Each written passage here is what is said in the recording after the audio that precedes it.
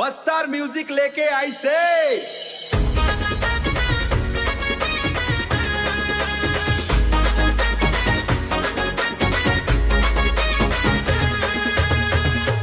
जंगल और संस्कृति गढ़ी के रंग मा रंगाए एक जबरदस्त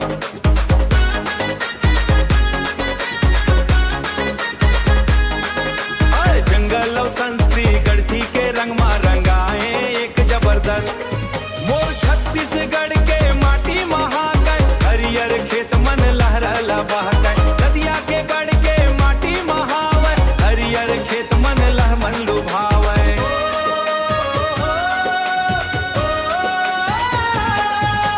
नदिया के पानी गीत सुनावय गाँव के रास्ता मन मन लुभावय नदिया के पानी गीत सुनावय गाँव के रास्ता मन मन लुभावय जोहार मोर छत्तीसगढ़ माटी के खुशबू दिल के आधार जोहार जोहार मोर छत्तीसगढ़ संस्कृति के शान मोर अभिमान अभिमान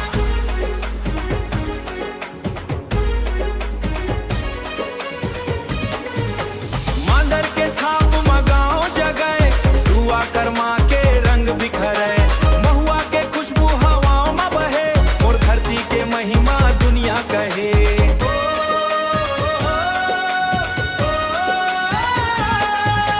मांदर के थाप मगाओ जगह सुआ कर्मा के रंग बिखरे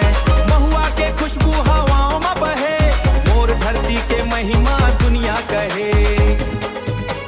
जंगल पहाड़ और नदिया के संग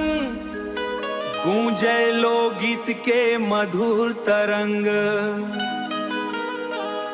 पुरखा मन के परंपरा जिंदा है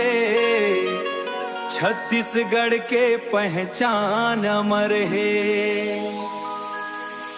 जोहार जोहार मोर छत्तीसगढ़ धरती मैया के जय जयकार जोहार जोहार मोर छत्तीसगढ़ संस्कृति के शान मोर अभिमान अभिमान Bastar music DJ remix 2026 hit रवीज फेदार रातेरा जोहार छत्तीसगढ़ जोहार माटी जोहार संस्कृति कर्रावाई प्रताप बर्रास।